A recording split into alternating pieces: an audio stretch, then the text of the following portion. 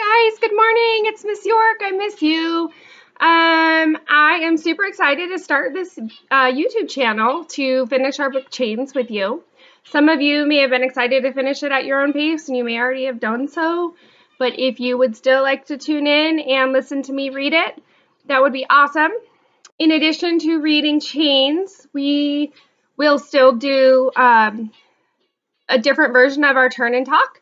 So I will be posting some questions for you at the end, and you can choose to either answer it in a Flipgrid video, but make sure you put it under the right heading. And the other option would be to answer in a Google Doc if you would like to write, or I'm sorry, Google Classroom. I'll post an announcement and you can respond to that announcement or assignment. I look forward to doing this with you. The first thing you should do before you start your learning, if you've not already done so, is set up your space. So this is my little reading corner. I have my comfy chair. I have my lamp, my little table with my books, of course the phone, which you should not have while you're learning. And then I have my poster, which I love this poster because it reminds me of the way I would like to live out my days and has a lot of good advice. So it's a good day to have a good day. Laugh more, worry less. Do more of what makes you happy. This is the perfect time for you guys to do what makes you happy. So you need to be doing your reading. You need to be taking your AR test. You need to be doing your iReady math and reading minutes for 45 minutes a day.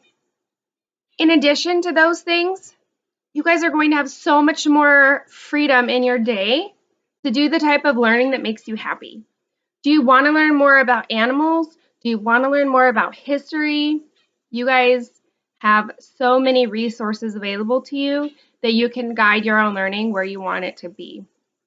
You have Discovery Ed. There's tons of videos on there, science videos, social studies videos. You guys have Pebble Go as a resource.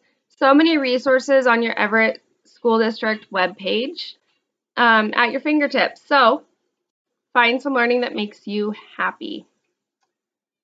Stay positive, regret nothing, try and fail, don't fail to try. So even if it's hard, you keep trying, right? Be the best version of you, work hard, be humble. Every day may not be good, but there is something good in every day. Live, laugh, love, follow your dreams, believe in yourself, and most of all, don't forget to be awesome. All right, so where we left off in Chains, some of you that were reading with Miss Hoffman may be a tad bit behind us. You guys were doing a different writing project, and so we read a little bit more than you.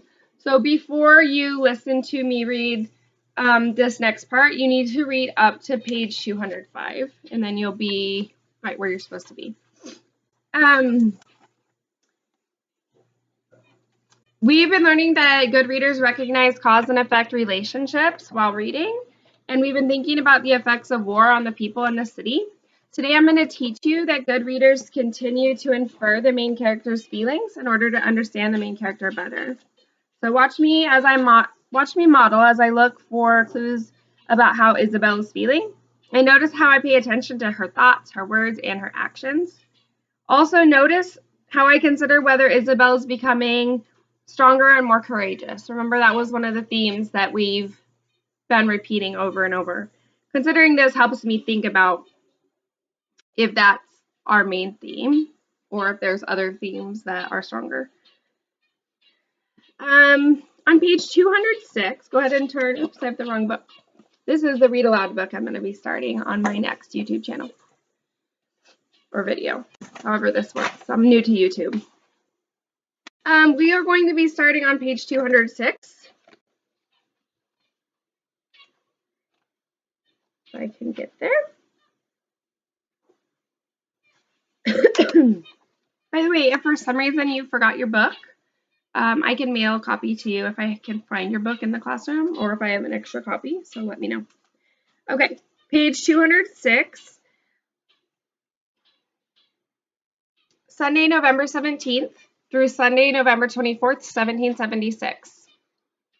We have now got near 5,000 prisoners in New York, and many of them are such ragamuffins as you never saw in your life. Letter of a British officer published in the London Packet newspaper. This quote makes it very clear how many Patriot soldiers were imprisoned in New York City during the war. I think we will learn more about the condition of these prisoners, and maybe we will learn what's happened to Curzon. We are going to continue to read chapter 34. I had no time to ponder Curzon's fate. Madam commanded that a supper be thrown to celebrate the capture of Fort Washington, complete with turtle soup. The house fair exploded with dust and activity. The junior officers cleared off their cots, clothing, and maps from the second-floor drawing room so we could scrub and polish it from ceiling to floor. The kitchen hearth was crowded with irons heating to press the tablecloths and serviettes. By the way, as I'm reading, if you're not following along with me, you guys can be coloring at this time, drawing, doing something that allows you to really hear the words that I'm reading to. Madam hired the cook from the city tavern to prepare the meal. Folks said he had a way with turtles. She then chose the prettiest of the soldier wives to wait at the tables. The ugly ones and Sarah, with her big belly, were to stay in the kitchen to assist the cook and wash up. My job was to ferry the food up the stairs and the dirty crockery down. The food began arriving long before sunup, packed into crates and hauled by sleepy-eyed boys. 3 turtles, each the size of a footstool, came in a wooden pen. The sound of their flippers scratching made Sarah yelp in fright. 2 of the turtles kept their heads tight against their shells. The third stretched out his neck and watched the commotion with wet, solemn eyes. While we scurried to finish the house and the cook butchered the turtles and plucked the pheasants, the hairdresser arrived to tend to Madam. He spent hours applying pomatum wax, patting, and lengths of brick-colored hair to fashion a high roll on Madam's head. The hair swept off her brow and soared into the air like a wave curling before a ship's prow. I thought the wave might crumble, but Madam did not ask my opinion. She wanted a pot of hot chocolate made with 2 handfuls of sugar, which was a shocking amount. I don't know what the word prow is, P-R-O-W, if somebody wants to look it up and message me, or actually post your response in Google Classroom. I'll ask a question on there and then you can post a response. Sarah and the cook were exchanging heated words in the kitchen. Empty turtle shells stood drying in the corner, and the cook's assistant stirred the thick soup, bubbling over the fire. I grabbed the chocolate pot and left, not wanting to see what became of the poor creatures' heads. As I served the hot chocolate and tidied the chamber, Madam rubbed her face with Venetian Bloom Water Beauty Wash, said to remove wrinkles. After that came a layer of Molyneux's Italian paste to make her skin white as bleached linen. It made her resemble a corpse. And then, the final triumph. She used a tiny brush to paint a thin line of blue above each eye. Madam opened an envelope and shook out 2 gray strips of mouse fur, each cut into an arch. Leaning toward the mirror, she glued the mouse fur onto her own eyebrows, making them bushy and thick as the fashion required. Ooh.